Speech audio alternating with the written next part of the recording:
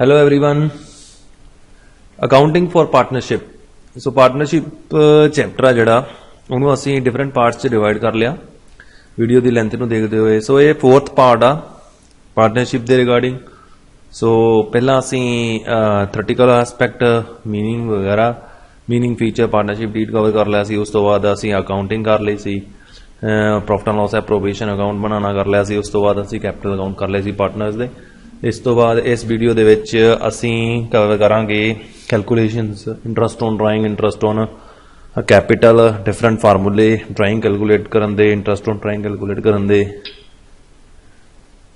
ਸੋ ਪਹਿਲਾ ਟੌਪਿਕ ਹੈ ਸਾਡਾ ਇੰਟਰਸਟ ਔਨ ਕੈਪੀਟਲ, ਪੂੰਜੀ ਤੇ ਵਿਆਜ। ਦੇਖੋ ਇੰਟਰਸਟ ਔਨ ਕੈਪੀਟਲ ਪਾਰਟਨਰਸ ਨੂੰ ਅਲਾਉਡ ਹੁੰਦਾ ਵਾ ਜੇ ਡੀਡ ਦੇ ਵਿੱਚ ਲਿਖਿਆ ਹੋਵੇ। If there is a partnership deed and in the deed it is mentioned that interest on capital is allowed to partner, then only interest will be given to partner. So deed ਦੇ accordingly interest ਦਿੱਤਾ ਜਾਂਦਾ ਵਾ।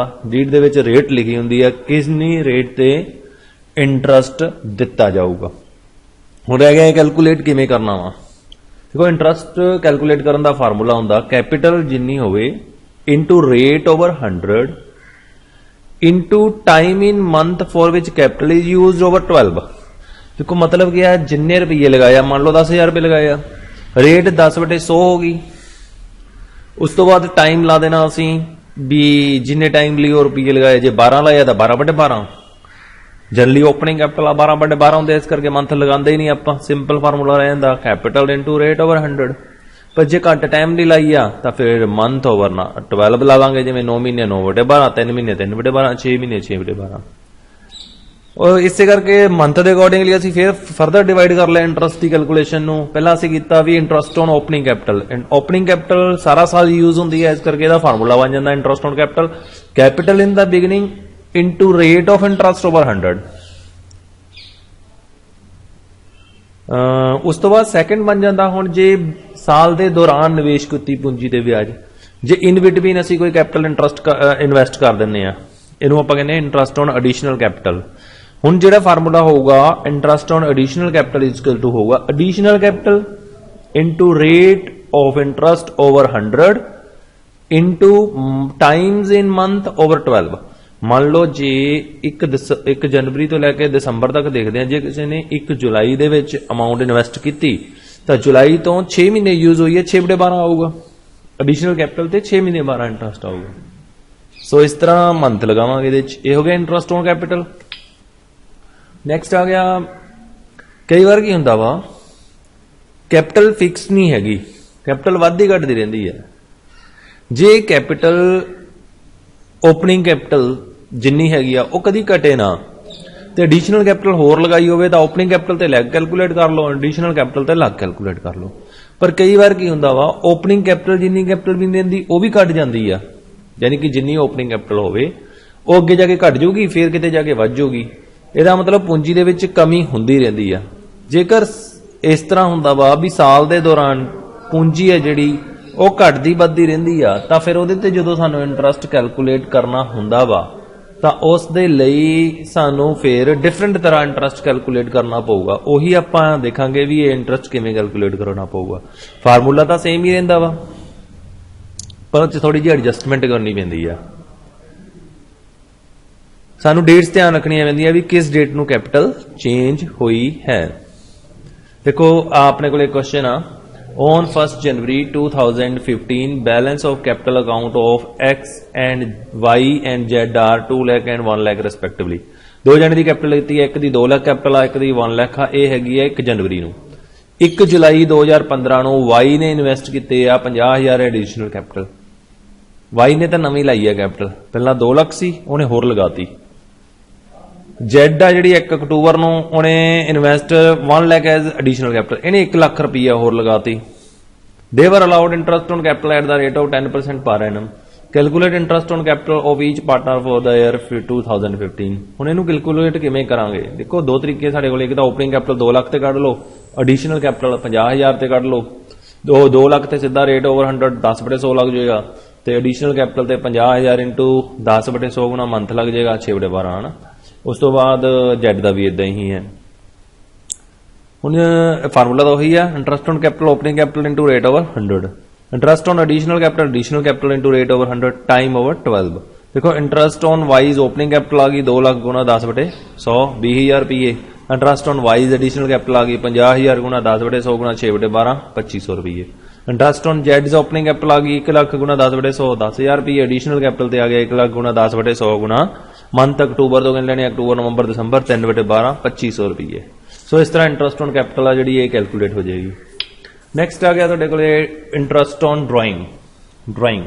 देखो ये एक topic हो रहा कि ये टॉपिक हो सकता वा, ये एक टॉपिक हो सकता interest on capital J capital घट जाए, जे कैपिटल 2 लाख रुपये तो भी घट जाए। जे मान लो इत्थे 2 लाख के वाई ने कैपिटल जी लगाई है लगाने की जगह जो उन्हें कैपिटल विड्रॉ की होंगी 50,000 तो आप किमें करते, वाई की कैपिटल हैगी आ 2 लाख रुपये स्टार्टिंग, पर उन्हें 1 जुलाई को कढ़ा ले 50,000 रुपये तो 1.5 लाख रह गई। तो 2 लाख की कैपिटल कितनी देर तक चली, जुलाई तक चली। सो 2 लाख ते असीं इंटरस्ट कैलकुलेट करांगे 2 लाख गुणा रेट ओवर 100 इंटू जुलाई तक 6/12।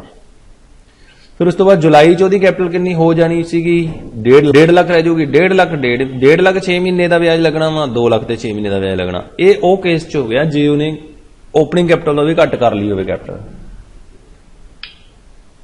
देन आ गया निज वरती रकम ड्राइंग की होंगी आ। देखो कोई भी बंदा बिजनेस करता वा वो अर्निंग लिए कर ला जिहदे नाल उहने अपनी घर चलाना हुंदा वा। सो उसनूं रुपये की टाइम टू टाइम अमाउंट की लोड़ पैंदी आ। सो पार्टनर्स नूं अलाउड हुंदा वा भी पार्टनर्स नूं अलाउड हुंदा भी वो रुपये कढवा लैण ताकि वो अपनी निजी जरूरतां नूं पूरा कर सकण। जिहड़े रुपये वो व्यापार दे विचों अपनी निजी जरूरतां नूं पूरा करन दे लई कढवांदे आ उन्होंने ड्राइंग कहा जाता वा। ये जरूरी नहीं कैश ही कढ़ाणगे, कोई चीज़ भी कढ़ा सकते आ ते कैश भी कढ़ा सकते आ, सारिਆਂ ਨੂੰ ड्राइंग कहा जाता वा। पर जदों वो अमाउंट कुछ अमाउंट विड्रॉ करते हैं नगद दे विच जां बैंक च कोई रुपये कढ़वाते आ तां उहदे विच पार्टनरशिप डीड दे विच प्रोविजन हो सकती है भी उन्हां तो इंटरस्ट लिया जाए जिन्ने टाइम लई उन्होंने फर्म की कैपिटल यूज की आ, यानी कि फर्म की जिन्नी अमाउंट उन्होंने अपने निजी यूज ਲਈ ਵਰਤੀ ਆ ਉਹਦੇ ਤੇ ਜਿੰਨੇ ਟਾਈਮ ਲਈ ਉਹਨਾਂ ਨੇ ਇਹਨੂੰ ਵਰਤਿਆ ਵਾ ਉਹਦੇ ਤੇ ਉਹਦਾ ਵਿਆਜ ਲਿਆ ਜਾਵੇ। ਇਹ ਵਿਆਜ ਤਾਂ ਹੀ ਲਿਆ ਜਾਊਗਾ ਜੇ ਪਾਰਟਨਰਸ਼ਿਪ ਡੀਡ ਚ ਇਸ ਰਿਗਾਰਡਿੰਗ ਦਿੱਤਾ ਵਾ। ਇਸ ਲਈ ਨਿਜ ਵਰਤੀ ਰਕਮ ਦੀ ਜਿਹਨੂੰ ਆਪਾਂ ਡਰਾਇੰਗ ਕਹਿੰਦੇ ਆ, ਡਰਾਇੰਗ ਦੇ ਰਿਗਾਰਡਿੰਗ ਸਾਨੂੰ ਕੈਲਕੂਲੇਸ਼ਨ ਕਰਨੀ ਪੈਂਦੀ ਆ ਵੀ ਇਹਦੀਆਂ ਐਂਟਰੀਜ਼ ਕਿਵੇਂ ਪੈਣਗੀਆਂ ਤੇ ਇੰਟਰਸਟ ਕੈਲਕੂਲੇਟ ਕਿਵੇਂ ਹੋਊਗਾ। देखो ड्राइंग्स की ट्रीटमेंट के रिगार्डिंग पहले देखना पऊगा कैपिटल फ्लक्चुएटिंग आ कि फिक्सड आ। जे तो कैपिटल फ्लक्चुएटिंग आ तो जिन्नी ड्राइंग होएगी उहदे नाल कैपिटल घट जाएगी क्योंकि कैपिटल अकाउंट इक्को ही हुंदा बस। ओहदी एंट्री जो पाई जाती है असीं एंट्री पाने जे किसी ने ड्राइंग कर ली drawing to cash and second entry होगी कैपिटल टू ड्राइंग क्योंकि इहदे नाल कैपिटल घट जानी है। जे असीं सीधी इक्को ही एंट्री पानी है ये 2 एंट्रियां पै सकदियां drawing to cash capital to drawing. जे असीं सिंगल एंट्री पानी है असीं पावांगे कैपिटल टू कैश। एक एंट्री नाल भी लिखा हो सकता पर आ एंट्री दोनों दे नाल ज़्यादा एंट्री पाई जाती है क्लैरिटी हो जाती है। ये सानूं नरेशन तो क्लैरिटी होगी भी की कीता गया वा कैपिटल टू कैश नाल। नैक्सट आ गया साडे कोल टॉपिक जे फिक्सड कैपिटल होवे in case of fixed capital account. जे सानूं पता जे फिक्सड कैपिटल होवे परमानेंट ड्राइंग होवे तो उस तरह ही होएगी एंट्री कैपिटल घट जाएगी। पर जे परमानेंट ड्राइंग ना होवे तो इन केस दे विच फिर 2 अकाउंट होंदे साडे कोल, एक फिक्सड कैपिटल यानी कैपिटल अकाउंट ते एक करंट अकाउंट। फिर ये एंट्री है जिहड़ी करंट अकाउंट नाल पएगी, एंट्री उदां ही पएगी ड्राइंग टू कैश। फिर करंट अकाउंट टू ड्राइंग आएगी, सिंगल एंट्री पानी होवे करंट अकाउंट टू कैश। ठीक है जी, ये करंट अकाउंट लिखा जाऊगा कैपिटल की जगह जे कैपिटल फिक्स होगा। पर जे परमानेंट ड्राइंग होवे ओदी ओही एंट्री पएगी। दैन निज वरती रकम ते ब्याज इंटरस्ट ऑन ड्राइंग। हुण जदों ते असीं इंटरस्ट कैलकुलेट करना वा तां इंटरस्ट जिहड़ा वो अलाउड ताही होएगा जे डीड दे विच किया होवे क्योंकि यह एप्रोप्रिएशन ऑफ प्रॉफिट हुंदी आ, यानी कि ये प्रॉफिट नूं वंडन दा ढंग आ डीड दे विच जे दस्सिया वा ताही दित्ती जाऊगी। इस करके दी entry profit and loss appropriation account च पैंदी आ। जदों असीं इंटरस्ट दिन्ने आ यानी इंटरस्ट दी एंट्री पाने असीं लिखदे आ interest on drawing to profit and loss appropriation account. देखो ये फर्म दी इनकम हुंदी आ, इहदे नाल प्रॉफिट वधदा वा यानी फर्म को बंडन लिए प्रॉफिट बच जाता है। इस करके जिन्ना नैट प्रॉफिट वो जिन्ना इंटरस्ट मिलया होंदा ऐड होंदा, इस करके बाय आड़ी साइड लिखते हैं। बाद दे विच जिहड़ा इंटरस्ट होंदा वा पार्टनर्स दे अकाउंट नूं ट्रांसफर कर दिता जाता। जे कैपिटल फिक्सड आ तो करंट अकाउंट नूं ट्रांसफर हो जाएगा, जे कैपिटल फ्लक्चुएटिंग आ तो कैपिटल अकाउंट नूं ट्रांसफर हो जाएगा। या एंट्री आऊगी कैपिटल अकाउंट डेबिट या current account debit to interest on drawing. ਜਦ ਨਿੱਜੀ ਵਰਤੀ ਰਕਮ ਕਢਾਉਣ ਦੀ ਮਿਤੀ ਦਿੱਤੀ ਹੋਵੇ when date of drawing is given. ਹੁਣ ਅਸੀਂ ਇੰਟਰਸਟ ਕੈਲਕੂਲੇਟ ਕਰਨਾ ਵਾ। ਇੰਟਰਸਟ ਕੈਲਕੂਲੇਟ ਕਰਨ ਦੇ ਲਈ ਕੇਸ ਹੋ ਸਕਦੇ ਜਦੋਂ ਡੇਟ ਦਿੱਤੀ ਹੋਵੇ ਇੰਟਰਸਟ ਦੀ ਵੀ ਕਿਦਨ ਡਰਾਇੰਗ ਦੀ ਵੀ ਉਹਨੇ ਡਰਾਇੰਗ ਕਿਦਨ ਕੀਤੀ ਆ, ਤਾਂ ਉਦੋਂ ਅਸੀਂ ਫਾਰਮੂਲਾ ਲਗਾ ਸਕਦੇ ਹਾਂ interest on drawing is equal to drawing into rate of interest over 100 into time of amount used in month over 12। ਤੇ ਇਸ ਤਰ੍ਹਾਂ ਸਾਡੇ ਕੋਲੇ ਪਤਾ ਲੱਗ ਜੂਗਾ ਇੰਟਰਸਟ ਔਨ ਡਰਾਇੰਗ ਕਿੰਨਾ। ਪਰ ਕਈ ਵਾਰ ਇੰਟਰਸਟ ਔਨ ਡਰਾਇੰਗ ਕਿੰਨੀ ਵਾਰ ਕੀਤਾ ਹੁੰਦਾ ਤੇ ਉਹਦੀ ਹਰ ਵਾਰ ਅਲੱਗ-ਅਲੱਗ ਡੇਟ ਦਿੱਤੀ ਹੁੰਦੀ ਆ, ਤਾਂ ਹਰ ਵਾਰ ਇਸ ਫਾਰਮੂਲੇ ਨਾਲ ਅਸੀਂ ਅਲੱਗ-ਅਲੱਗ ਡਰਾਇੰਗ ਕਰਕੇ ਵੀ ਜੋੜ ਲਗਾ ਸਕਦੇ ਹਾਂ। ਪਰ ਇੱਕ ਫਾਰਮੂਲਾ ਹੋਰ ਹੈ ਇੱਥੇ, product method. Interest on drawing by product method. Product method ਦੇ ਵਿੱਚ ਜਦੋਂ ਅਸੀਂ ਇੰਟਰਸਟ ਦੀ ਕੈਲਕੂਲੇਸ਼ਨ ਕਰਨੀ ਆ, ਇਹ ਕੈਪੀਟਲ ਇੰਟਰਸਟ ਔਨ ਕੈਪੀਟਲ ਵੇਲੇ ਵੀ ਯੂਜ਼ ਕੀਤਾ ਜਾ ਸਕਦਾ, ਇੰਟਰਸਟ ਔਨ ਡਰਾਇੰਗ ਵੇਲੇ ਵੀ ਯੂਜ਼ ਕੀਤਾ ਜਾ ਸਕਦਾ। ਜਦੋਂ ਅਸੀਂ ਇੰਟਰਸਟ ਔਨ ਡਰਾਇੰਗ ਲਈ ਯੂਜ਼ ਕਰਦੇ ਹਾਂ ਤਾਂ ਇਹਦੇ ਲਈ ਅਲੱਗ-ਅਲੱਗ ਰਕਮ ਜਦੋਂ ਅਲੱਗ-ਅਲੱਗ ਡੇਟ ਨੂੰ ਕਢਾਈ ਹੋਵੇ ਉਦੋਂ ਇਹ ਫਾਰਮੂਲਾ ਯੂਜ਼ ਹੁੰਦਾ ਵਾ, ਤੇ ਜਦੋਂ ਜ਼ਿਆਦਾ ਡਰਾਇੰਗਸ ਕੀਤੀਆਂ ਹੋਣ ਫਿਰ ਚ ਕੈਲਕੂਲੇਸ਼ਨ ਥੋੜੀ ਈਜ਼ੀ ਹੋ ਜਾਂਦੀ ਆ। ਤਾਂ ਇਹਦੇ ਲਈ ਫਾਰਮੂਲਾ ਹੁੰਦਾ interest on drawing total product into rate of interest over 100 into 1 over 12। ਹੁਣ ਇੱਥੇ ਟੋਟਲ ਪ੍ਰੋਡਕਟ ਕੀ ਆ? ਟੋਟਲ ਪ੍ਰੋਡਕਟ ਇਹ ਆ ਵੀ ਜਿੰਨੀ ਉਹਨੇ ਡਰਾਇੰਗ ਕੀਤੀ ਆ, ਜਿੰਨੇ ਮਹੀਨੇ ਲਈ ਕੀਤੀ ਆ। ਦੂਜੀ ਡਰਾਇੰਗ ਕੀਤੀ ਆ ਜਿੰਨੇ ਦੂਜੀ ਵਾਰ ਜਿੰਨੇ ਮਹੀਨੇ ਲਏ ਆ। ਤੀਜੀ ਡਰਾਇੰਗ ਤੀਜੀ ਵਾਰ ਜਿੰਨੇ ਮਹੀਨੇ ਲਏ ਆ। ਯਾਨੀ ਪਹਿਲੀ ਡਰਾਇੰਗ 10 ਜੇ 2 ਮਹੀਨੇ ਵਰਤੀ ਆ 20,000। ਦੂਜੀ ਡਰਾਇੰਗ 10 ਜੇ 4 ਮਹੀਨੇ ਵਰਤੀ ਆ 40,000। ਇਦਾਂ ਹੀ ਸਾਰਿਆਂ ਨੂੰ ਕਰਕੇ ਜੋੜ ਲਗਾ ਲੈਣਾ, ਫਿਰ ਰੇਟ ਲਾ ਦੇਣਾ ਵਾ ਬਟੇ 100 ਕਰ ਦੇਣਾ, ਫਿਰ 1 ਮਹੀਨੇ ਦਾ ਵਿਆਜ ਕੈਲਕੂਲੇਟ ਕਰ ਲੈਣਾ। ਇਹ ਪ੍ਰੋਡਕਟ ਮੈਥਡ ਦੇ accordingly interest on drawing calculate ਹੁੰਦੀ ਹੈ। ਦੇਖੋ ਇਹਨੂੰ ਕਰਦੇ ਹਾਂ ਹੁਣ ਆਪਾਂ ਉਦਾਹਰਨ ਦੇ ਨਾਲ। ਇਹ partner withdraw for personal use the following amount on different dates. 3000 ਰੁਪਏ 1 ਫਰਵਰੀ ਨੂੰ ਕਢਾਇਆ ਉਹਨੇ 13 ਨੂੰ, 4000 ਰੁਪਏ 1 ਮਈ ਨੂੰ ਕਢਾਇਆ 13 ਨੂੰ, 2000 31 ਜੁਲਾਈ ਨੂੰ, 5000 30 ਨਵੰਬਰ ਨੂੰ। 6% ਦੀ ਦਰ ਦੇ ਨਾਲ ਅਸੀਂ ਪ੍ਰੋਡਕਟ ਮੈਥਡ ਨਾਲ ਇੰਟਰਸਟ ਕੈਲਕੂਲੇਟ ਕਰਨਾ ਡਰਾਇੰਗ ਤੇ। ਦੇਖੋ ਪਹਿਲਾਂ ਅਸੀਂ ਡੇਟਸ ਲਿਖਾਂਗੇ 1 ਫਰਵਰੀ ਮਈ ਜੁਲਾਈ ਨਵੰਬਰ। ਅਮਾਉਂਟ ਲਿਖਾਂਗੇ 3000 4000 2000 5000। ਪ੍ਰੋਡਕਟ ਮੈਥਡ ਦੇ ਅਕੋਰਡਿੰਗਲੀ ਕਰਦੇ ਪਏ ਆ ਤੇ ਅਸੀਂ ਪੀਰੀਅਡ ਗਿਣਾਂਗੇ। ਹੁਣ 3000 ਉਹਨੇ ਫਰਵਰੀ ਨੂੰ ਕਢਾਇਆ, ਪਿੱਛੇ ਕਿੰਨੇ ਮਹੀਨੇ ਰਹਿ ਗਏ? ਫਰਵਰੀ ਤੋਂ ਦਸੰਬਰ ਤੱਕ। ਜਨਵਰੀ ਛੱਡਤਾ 12 ਹੁੰਦੇ ਆ, ਫਰਵਰੀ ਤੋਂ ਦਸੰਬਰ 11 ਮਹੀਨੇ। ਫਿਰ ਮਈ ਤੋਂ ਦਸੰਬਰ ਤੱਕ, ਮਈ ਤੋਂ ਦਸੰਬਰ ਤੱਕ 8 ਮਹੀਨੇ ਹੋ ਗਏ। ਫਿਰ ਜੁਲਾਈ ਤੋਂ 31 ਜੁਲਾਈ ਆ, ਧਿਆਨ ਰੱਖਣਾ ਹੈ 31 ਜੁਲਾਈ ਦਾ ਗਿਆ, ਪਿੱਛੇ ਰਹਿ ਗਏ 5 ਮਹੀਨੇ। ਤੇ ਇਸ ਤੋਂ ਬਾਅਦ ਇਦਾਂ ਹੀ 30 ਨਵੰਬਰ ਆ, ਪਿੱਛੇ ਰਹਿ ਗਏ 1 ਮਹੀਨੇ। ਹੁਣ ਇਹਨਾਂ ਦੋਨਾਂ ਦੀ ਪ੍ਰੋਡਕਟ ਪਤਾ ਕਰਾਂਗੇ। 30,000 ਗੁਣਾ 11 ਪ੍ਰੋਡਕਟ ਆ ਗਈ 33,000। ਇਦਾਂ ਹੀ 4,000 ਗੁਣਾ 8 32,000, 2,000 ਗੁਣਾ 5 10,000 ਤੇ 5,000 ਹੋ ਗਏ 5 80,000 ਬਣ ਗਈ। ਟੋਟਲ ਪ੍ਰੋਡਕਟ ਕਿੰਨੀ ਬਣ ਗਈ? 80,000। ਹੁਣ ਫਾਰਮੂਲਾ ਲਾਵਾਂਗੇ ਇੰਟਰਸਟ ਔਨ ਡਰਾਇੰਗ 80,000 ਇੰਟੂ 6/100। 6 ਕਿੱਥੋਂ ਆਇਆ? ਆ ਦਿੱਤਾ ਸੀ 6% ਦੇ ਨਾਲ ਕੈਲਕੂਲੇਟ ਕਰਨਾ ਇੰਟੂ 1 ਓਵਰ 12। ਇਹ ਫਾਰਮੂਲੇ ਦਾ ਪਾਰਟ ਆ ਵੀ 1 ਮਹੀਨੇ ਦਾ ਅਸੀਂ ਕੱਢ ਲਾਂਗੇ ਕਿਉਂਕਿ ਕਿੱਥੇ ਪ੍ਰੋਡਕਟ ਰੱਖੀ ਆ। ਸੋ ਇੰਟਰਸਟ ਔਨ ਡਰਾਇੰਗ ਆ ਗਿਆ 400। ਜੇ ਤੁਸੀਂ ਕੱਲਾ ਵੀ ਕੈਲਕੂਲੇਟ ਕਰਾਂ, ਇਹ ਤਾਂ ਪ੍ਰੋਡਕਟ ਮੈਥਡ ਦੇ ਅਕੋਰਡਿੰਗਲੀ ਹੋ ਗਿਆ। ਜੇ ਤੁਸੀਂ ਕੱਲਾ ਕਰਨਾ ਹੋਵੇ ਪਹਿਲਾਂ 3000 ਦੇ ਕੱਢ ਲਓ 11 ਮਹੀਨੇ ਦੀ, 4000 ਤੇ 8 ਮਹੀਨੇ ਦੀ, 2000 ਤੇ 5 ਮਹੀਨੇ ਦੀ, 5000 ਤੇ 1 ਮਹੀਨੇ ਦੀ। ਉਹਨਾਂ ਸਾਰਿਆਂ ਨੂੰ ਇੰਟਰਸਟ ਕੱਢ ਕੇ ਜੋੜੋਗੇ ਤਾਂ ਵੀ 400 ਹੀ ਆਏਗਾ। ਨੈਕਸਟ ਹੈਗਾ ਆਪਣੇ ਕੋਲੇ ਟੌਪਿਕ ਵਿਸ਼ੇਸ਼ ਸਥਿਤੀਆਂ ਵਿੱਚ ਨਿੱਜ ਵਰਤੀ ਰਕਮ ਤੇ ਵਿਆਜ ਦੀ ਗਣਨਾ। Calculation of interest on drawing in case of special case. ਦੇਖੋ ਸਪੈਸ਼ਲ ਕੇਸ ਦਾ ਮਤਲਬ ਕੀ ਹੁੰਦਾ ਵਾ? ਇਹਦੇ ਵਿੱਚ ਇੰਟਰਸਟ ਔਨ ਡਰਾਇੰਗ ਹੈ ਇੱਕ ਸਪੈਸ਼ਲ ਤਰੀਕੇ ਨਾਲ ਕਢਵਾਈ ਜਾਂਦੀ ਆ, ਬਾਰ-ਬਾਰ ਕਢਾਈ ਜਾਂਦੀ ਆ, ਪਰ ਉਹ ਸੇਮ ਅਮਾਉਂਟ ਕਢਾਈ ਜਾਂਦੀ ਆ ਤੇ ਇੱਕ ਫਿਕਸਡ ਡੇਟ ਨੂੰ ਕਢਾਈ ਜਾਂਦੀ ਹੈ। ਇਹਨੂੰ ਵਿਸ਼ੇਸ਼ ਸਥਿਤੀਆਂ ਕਹਿ ਦਿੰਦੇ ਆ। ਕਈ ਵਾਰ ਸਾਂਝੇਦਾਰਾਂ ਦੁਆਰਾ ਇੱਕ ਵਿਸ਼ੇਸ਼ ਰਕਮ ਇੱਕ ਮਿੱਥੀ ਨਿਸ਼ਚਿਤ ਫਿਕਸਡ ਡੇਟ ਨੂੰ ਨਿਸ਼ਚਿਤ ਟਾਈਮ ਤੇ ਕਢਾਈ ਜਾਂਦੀ ਆ ਤੇ ਬਾਰ-ਬਾਰ ਕਢਾਈ ਜਾਂਦੀ ਆ। ਇਹਨੂੰ ਇਸ ਸਥਿਤੀ ਦੇ ਵਿੱਚ ਵਿਆਜ ਕਰਨ ਦੇ ਲਈ ਸਾਨੂੰ ਕੀ ਕਰਨਾ ਪਊਗਾ? ਅਸੀਂ ਫਸਟ ਡਰਾਇੰਗ ਦਾ ਦੇਖਦੇ ਹਾਂ ਕਦੋਂ ਕੀਤੀ ਆ, ਫਿਰ ਲਾਸਟ ਡਰਾਇੰਗ ਦੇਖਦੇ ਹਾਂ ਕਦੋਂ ਕੀਤੀ ਆ। ਦੋਨਾਂ ਡਰਾਇੰਗ ਦੇ ਵਿੱਚ ਅਸੀਂ ਸਮਾਂ ਗਿਆਤ ਕਰਦੇ ਹਾਂ। ਦੋਨਾਂ ਦਾ ਸਮਾਂ ਲੈ ਕੇ ਅਸੀਂ ਐਵਰੇਜ ਪੀਰੀਅਡ ਕੱਢ ਲੈਂਦੇ ਹਾਂ। ਦੋਨਾਂ ਦੇ ਸਮਾਂ ਨੂੰ ਜੋੜ ਕੇ 2 ਨਾਲ ਭਾਗ ਕਰ ਲੈਂਦੇ ਹਾਂ। ਇਸ ਤਰ੍ਹਾਂ ਸਾਨੂੰ ਡਰਾਇੰਗ ਦਾ ਪੀਰੀਅਡ ਪਤਾ ਲੱਗ ਜਾਂਦਾ। ਤੇ ਵਿਆਜ ਦਾ ਸਮਾਂ ਤੇ ਵਿਆਜ ਪਤਾ ਕਰਨ ਦਾ ਸੂਤਰ ਇਹਦੇ ਲਈ ਕੀ ਵਰਤਿਆ ਜਾਊਗਾ? ਦੇਖੋ ਡਰਾਇੰਗ ਕੁੱਲ ਡਰਾਇੰਗ ਕਿੰਨੀ ਹੋਈ, ਕਿਉਂਕਿ ਸੇਮ ਅਮਾਉਂਟ ਕਢਾਣੀ ਆ। ਨਿੱਜ ਵਰਤੀ ਰਕਮ ਜਿੰਨੀ ਡਰਾਇੰਗ ਕਰਦਾ ਮਤਲਬ 200 ਕਰਦਾ, ਤਾਂ ਕਿਸ਼ਤਾਂ ਦੀ ਸੰਖਿਆ ਕਿੰਨੀ ਵਾਰ ਕਢਾਈ ਆ? ਮੰਨ ਲਓ ਹਰ ਮਹੀਨੇ ਕਢਾਈ ਆ ਤਾਂ 12 ਹੋ ਜੂ। 200 ਹਰ ਮਹੀਨੇ ਕਢਾਈ ਤਾਂ 12। ਜੇ ਹਰੇਕ 6 ਮਹੀਨੇ ਬਾਅਦ ਕਢਾਈ ਆ ਤਾਂ 2 ਵਾਰ, ਹਰੇਕ ਤਿਮਾਹੀ ਤੋਂ ਬਾਅਦ ਕਢਾਈ ਆ ਤਾਂ 4 ਵਾਰ, ਯਾਨੀ 200 ਗੁਣਾ 4 ਜੇ ਤਿਮਾਹੀ ਤੋਂ ਬਾਅਦ ਆ। ਜੇ ਹਰੇਕ ਮਹੀਨੇ ਆ 200 ਗੁਣਾ 12। ਇਹ ਬਣ ਗਈ ਕੁੱਲ ਰਕਮ।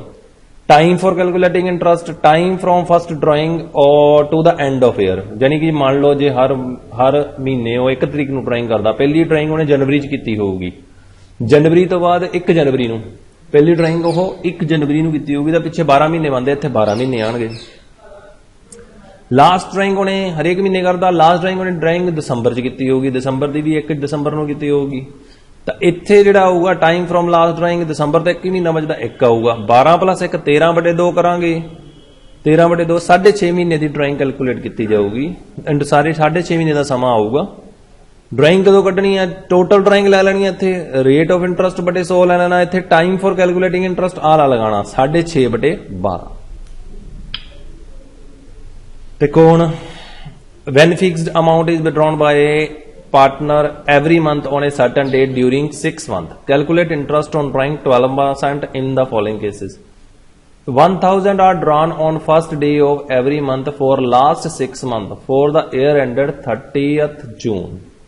देखो 10,000 रुपया कढ़ाया ਉਹਨੇ ਹਰੇਕ ਮਹੀਨੇ ਦੇ ਪਹਿਲੇ ਦਿਨ ਕਢਾਉਂਦਾ ਵਾ, ਪਰ ਲਾਸਟ ਦੇ 6 ਮਹੀਨੇ ਕਢਾਇਆ। ਦੇਖੋ ਹਰੇਕ ਮਹੀਨੇ ਦੇ ਪਹਿਲੇ ਦਿਨ ਕਢਾਉਂਦਾ, ਯਾਨੀ 1 ਤਰੀਕ ਨੂੰ ਕਢਾਉਂਦਾ, ਲਾਸਟ ਦੇ 6 ਮਹੀਨੇ ਕਢਾਇਆ, ਮਤਲਬ ਜੇ ਸਾਲ ਸਾਡਾ ਚੱਲਦਾ ਜਨਵਰੀ ਤੋਂ ਦਸੰਬਰ, ਤਾਂ ਦਸੰਬਰ ਤੋਂ ਲਾਸਟ 6 ਮਹੀਨੇ ਕਿੰਨੇ ਬਣੇ? 1 ਜੁਲਾਈ ਤੋਂ ਉਹਨੇ ਕਢਾਉਣਾ ਸ਼ੁਰੂ ਕੀਤਾ। ਪਹਿਲੀ ਡਰਾਇੰਗ ਉਹਨੇ 1 ਜੁਲਾਈ ਨੂੰ ਕੀਤੀ ਹੈ 1000 ਰੁਪਏ ਦੀ, ਇਹਦਾ ਮਤਲਬ ਟੋਟਲ ਡਰਾਇੰਗ ਕਿੰਨੀ ਬਣ ਗਈ? 1000 × 6। ਉਸ ਤੋਂ ਬਾਅਦ ਰੇਟ ਸਾਨੂੰ ਦਿੱਤਾ ਹੀ ਆ 12%, 12/100। ਉਸ ਤੋਂ ਬਾਅਦ ਅਸੀਂ ਟਾਈਮ ਕੱਢਣਾ ਕਿੰਨਾ ਵਾ? ਦੇਖੋ ਪਹਿਲੀ ਡਰਾਇੰਗ ਜੁਲਾਈ ਚ ਕੀਤੀ ਆ, 1 ਜੁਲਾਈ ਚ, ਪਿੱਛੇ ਕਿੰਨੇ ਬਣੇ ਮਹੀਨੇ ਬਣੇ? ਜੁਲਾਈ, ਅਗਸਤ, ਸਤੰਬਰ, ਅਕਤੂਬਰ, ਨਵੰਬਰ, ਦਸੰਬਰ, 6 ਮਹੀਨੇ ਬਣੇ। ਆ ਦੇਖੋ 6 ਮਹੀਨੇ ਪਲੱਸ ਲਾਸਟ ਡਰਾਇੰਗ ਉਹਨੇ ਕੀਤੀ ਹੋਗੀ 1 ਦਸੰਬਰ ਨੂੰ, 7 ਮਹੀਨੇ ਬਟੇ 2, 7/2 3.5 ਮਹੀਨੇ, ਤੇ ਉੱਥੇ 3.5 ਮਹੀਨੇ ਦਾ ਸਮਾਂ ਲਾ ਦੇਣਾ, ਬਟੇ 12 ਕਰ ਦੇਣਾ। ਸੋ ਆਨਸਰ ਆ ਗਿਆ 210। ਹੁਣ ਦੇਖੋ B part 1000 drawn on first day of every month for first 6 month। ਹੁਣ ਉਹਨੇ ਪਹਿਲੇ 6 ਮਹੀਨੇ ਲਈ ਕਢਾਈ ਆ, 6 ਮਹੀਨੇ ਤੋਂ ਬਾਅਦ ਨਹੀਂ ਕਢਾਈ, ਯਾਨੀ ਕਿ ਜਨਵਰੀ ਤੋਂ ਲੈ ਕੇ ਉਹਨੇ ਜੂਨ ਤੱਕ ਕਢਾਈ ਆ, ਪਹਿਲੇ ਦਿਨ ਉਹ ਕਢਾਉਂਦਾ ਵਾ, ਪਰ ਉਸ ਤੋਂ ਬਾਅਦ ਨਹੀਂ ਕਢਾਈ। ਤੁਹਾਨੂੰ ਦਸੰਬਰ ਨੂੰ ਸਾਲ ਖਤਮ ਹੋਣਾ, ਅਸੀਂ ਗਿਣਨਾ ਤਾਂ ਦਸੰਬਰ ਦਾਗਾ। ਪਹਿਲੀ ਡਰਾਇੰਗ ਜਨਵਰੀ ਚ ਹੋਊਗੀ, ਜਨਵਰੀ 1 ਜਨਵਰੀ ਤੋਂ ਬਾਅਦ ਮਹੀਨੇ ਹੋ ਗਏ 12। ਲਾਸਟ ਡਰਾਇੰਗ ਉਹਨੇ 6 ਮਹੀਨੇ ਕੀਤੀ ਹੈ, ਯਾਨੀ ਜੂਨ ਚ ਕੀਤੀ ਹੈ। 1 ਜੂਨ ਤੋਂ ਪਿੱਛੇ ਕਿੰਨੇ ਮਹੀਨੇ ਹੋਏ? ਦਸੰਬਰ ਤੱਕ 31 ਤੱਕ 7, 19/2 9.5 ਮਹੀਨੇ। ਸੋ ਇੰਟਰਸਟ ਔਨ ਡਰਾਇੰਗ ਬਣ ਜਾਊਗਾ 1000 × 6 × 12/100 × 9.5/12। ਇਦਾਂ ਹੀ ਤੀਜਾ ਕੁਐਸਚਨ ਆ 1000 drawn on last day of every month for last 6 month। ਹੁਣ ਲਾਸਟ ਮਹੀਨੇ last day of every month for last 6 month, last 6 month ਮਤਲਬ ਜੁਲਾਈ ਤੋਂ ਦਸੰਬਰ। ਜੁਲਾਈ ਦੀ ਕਿਹੜੀ ਨੂੰ ਕਢਾਈ ਉਹਨੇ? ਲਾਸਟ ਜੁਲਾਈ ਨੂੰ, 31 ਜੁਲਾਈ ਨੂੰ ਕਢਾਈ, ਖਤਮ ਹੋ ਗਈ ਜੁਲਾਈ, ਪਿੱਛੇ 5 ਮਹੀਨੇ ਬਚਦੇ ਆ। ਪਹਿਲੀ ਡਰਾਇੰਗ ਤੋਂ ਬਾਅਦ ਸਮਾਂ 5 ਮਹੀਨੇ, ਲਾਸਟ ਡਰਾਇੰਗ ਉਹਨੇ 31 ਦਸੰਬਰ ਨੂੰ ਕੀਤੀ ਹੋਗੀ, ਸਮਾਂ 0/2, 5/2 2.5 ਮਹੀਨੇ ਦੀ, ਅਸੀਂ 2.5 ਮਹੀਨੇ ਦਾ ਸਮਾਂ ਲੈਣਾ ਵਾ। ਇੰਟਰਸਟ ਔਨ ਡਰਾਇੰਗ 1000 × 6 × 12/100 × 2.5/12, ਇਹ ਆ ਗਿਆ 150 ਰੁਪਏ। ਇਸ ਤਰ੍ਹਾਂ ਅਸੀਂ ਇੰਟਰਸਟ ਔਨ ਡਰਾਇੰਗ ਕੈਲਕੂਲੇਟ ਕਰਨੀ ਆ ਡਿਫਰੈਂਟ ਸਿਚੁਏਸ਼ਨਸ ਦੇ ਵਿੱਚ। ਨੈਕਸਟ ਟੌਪਿਕ ਆ ਸਾਂਝੇਦਾਰੀ ਫਰਮ ਵਿੱਚ ਲਾਭ ਹਾਨੀ ਅਨੁਪਾਤ, ਯਾਨੀ ਕਿ ਤਿਆਗ ਜਾਂ ਲਾਭ ਪ੍ਰਾਪਤੀ ਦੀ ਕੈਲਕੂਲੇਸ਼ਨ ਕਰਨੀ। Calculation of new profit sharing ratio ਜਾਂ ਸੈਕਰੀਫਾਈਸ ਔਰ ਗੇਨ। तो सिलेबस ਦੇ ਵਿੱਚ ਇਹ ਆ ਵੀ ਜੇ ਪਾਰਟਨਰਸ ਨੇ ਮਿਊਚੁਅਲੀ ਪ੍ਰੋਫਿਟ ਸ਼ੇਅਰਿੰਗ ਰੇਸ਼ੀਓ ਚੇਂਜ ਕਰ ਲਿਆ ਤਾਂ ਅਸੀਂ ਨਵੀਂ ਰੇਸ਼ੋ ਜਿਹੜੀ ਆ ਇੱਕ ਤਾਂ ਉਹ ਦੇਖਣੀ ਆ, ਇੱਕ ਅਸੀਂ ਦੇਖਣਾ ਵੀ ਕਿਸ ਪਾਰਟਨਰ ਨੂੰ ਗੇਨ ਹੋਇਆ ਤੇ ਕਿਸ ਪਾਰਟਨਰ ਨੂੰ ਸੈਕਰੀਫਾਈਸ ਹੋਇਆ, ਉਹਦੀ ਕੈਲਕੂਲੇਸ਼ਨ ਕਰਨੀ ਆ। ਸੋ ਐਡਮਿਸ਼ਨ ਤੇ ਰਿਟਾਇਰਮੈਂਟ ਸਾਡੇ ਸਿਲੇਬਸ ਦੇ ਵਿੱਚ ਹੈ ਨਹੀਂ। ਸੋ ਇਹੀ ਆ ਵੀ ਉਹਨਾਂ ਨੇ ਆਪਸ 'ਚ ਜਦੋਂ ਪ੍ਰੋਫਿਟ ਸ਼ੇਅਰਿੰਗ ਰੇਸ਼ੀਓ ਚੇਂਜ ਕੀਤੀ ਤਾਂ ਉਹਦੇ ਵਿੱਚ ਗੇਨ ਤੇ ਸੈਕਰੀਫਾਈਸ ਕਿਵੇਂ ਕੈਲਕੂਲੇਟ ਕਰਨੇ ਆ। ਸੋ ਗੇਨ ਸੈਕਰੀਫਾਈਸ ਕੈਲਕੂਲੇਟ ਕਰਨ ਦੇ ਲਈ ਅਸੀਂ ਇਹ ਫਾਰਮੂਲਾ ਯੂਜ਼ ਕਰਾਂਗੇ ਗੇਨ ਵਾਲਾ। ਸੋ ਗੇਨ ਇਜ਼ ਇਕੁਅਲ ਟੂ ਹੋਊਗਾ new share minus old share. ਨਵੇਂ ਸ਼ੇਅਰ 'ਚੋਂ ਅਸੀਂ ਪੁਰਾਣਾ ਸ਼ੇਅਰ ਕੈਲਕੂਲੇਟ ਕਰ ਦਾਂਗੇ, ਗੇਨ ਆ ਜਾਏਗਾ। ਜੇ ਪੋਜ਼ਿਟਿਵ ਵੈਲਿਊ ਹੋਏਗਾ ਤਾਂ ਗੇਨ ਆ ਜਾਏਗਾ। ਸੈਕਰੀਫਾਈਸ ਲਈ ਵੀ ਇਹੀ ਫਾਰਮੂਲਾ ਯੂਜ਼ ਹੋਏਗਾ। ਜੇ ਨੈਗੇਟਿਵ ਵੈਲਿਊ ਆ ਜਾਏਗੀ ਤਾਂ ਸੈਕਰੀਫਾਈਸ ਹੋਏਗਾ। ਸੋ ਲਾਭ ਪ੍ਰਾਪਤੀ ਬਰਾਬਰ ਨਵਾਂ ਹਿੱਸਾ ਮਾਈਨਸ ਪੁਰਾਣਾ ਹਿੱਸਾ।